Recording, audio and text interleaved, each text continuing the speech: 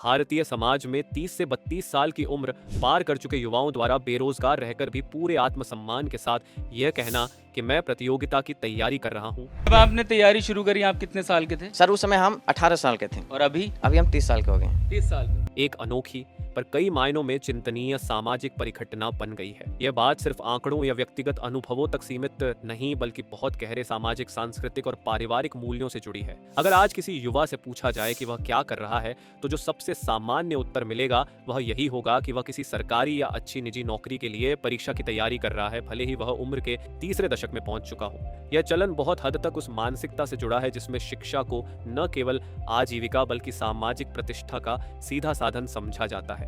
लोग मानते हैं कि जितनी बड़ी डिग्री उतनी बड़ी नौकरी, पर असल सच्चाई इसके बिल्कुल उलट है। अक्सर कम पढ़े लिखे युवाओं में बेरोजगारी की दर कम देखी जाती है। उनके सपने सीमित होते हैं, वे जो भी काम मिलता है उसे स्वीकारते हैं और जीवन में जल्दी आगे बढ़ जाते हैं। वहीं उच्च शिक्षित युवाओं में नौकरी ना मिलने की दर बहुत अधिक है क्योंकि वे योग्य पदों की प्रतीक्षा में सालों खाली बैठते हैं और ये इंतजार कई बार उनके महत्व के वर्षों को केवल तैयारी की तलैया में डुबो देता है।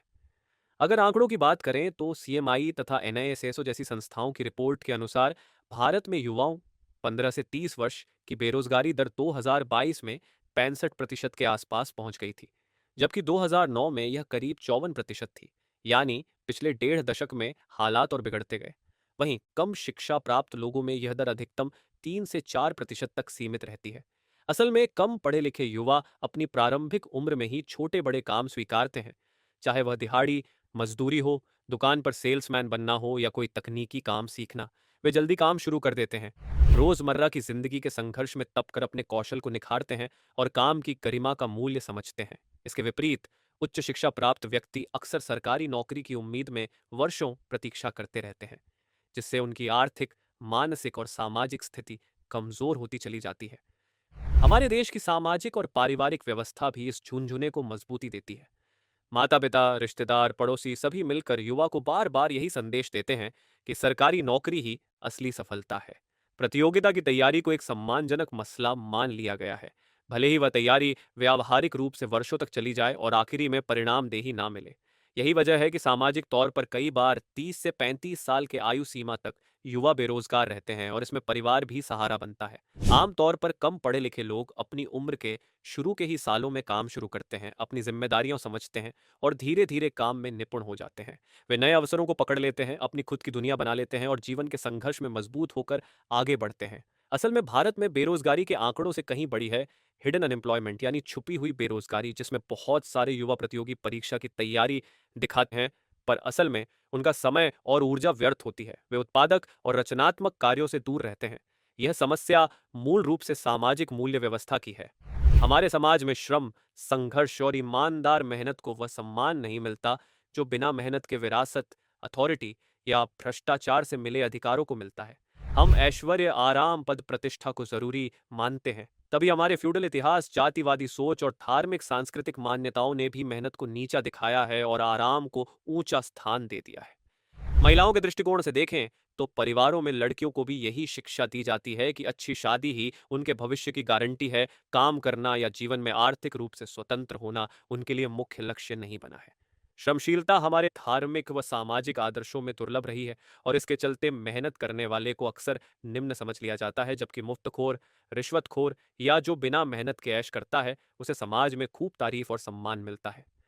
यही सोच युवा वर्ग को क्रिया विमुख, कर्महीन, संघर्ष विमुख बना देती है, जिससे बेरोजगारी एक स्वीकृत परिघटना हो जाती है।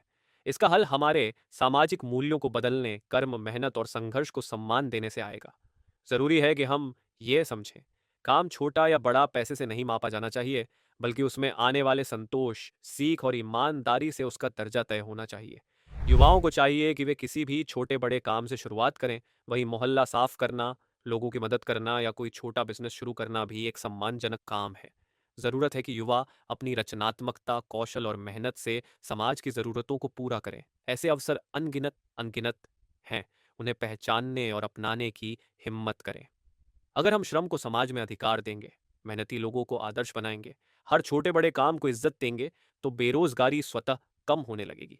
युवावस्था के वर्ष केवल प्रतियोगिता और प्रतीक्षा में नहीं गंवाने चाहिए, बल्कि मेहनत और खुद की जीविका, आत्मनिर्भरता के लिए इस्तेमाल करना चाहिए। शिक्षा व्यवस्था को भी चाहिए कि वह केवल डिग्री, मार्कशीट और किताबी ज्ञान पर सीमित न रहे, बल्कि रोजगार परक कौशल और व्यावहारिकता को प्राथमिकता दे।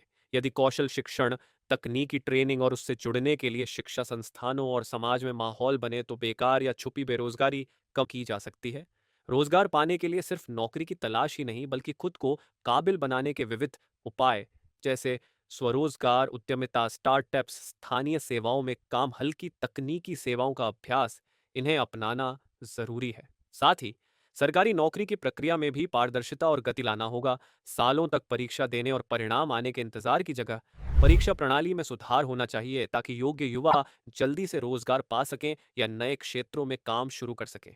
इसी तरह परिवारों को भी चाहिए कि वे युवा बेटे बेटियों को सिर्फ नौकरी की आशा में न रोकें, बल्कि छोटे बड़े हर काम को सम्मान दें, उन्हें रिस्क लेने, नया शुरू करने और आत्मनिर्भरता की राह पर प्रेरित करें। मीडिया, स्कूल, कॉलेज और सामाजिक संस्थान भी मेहनत, संघर्ष और कौशल आधारित सफलता की मिसालें पेश करें।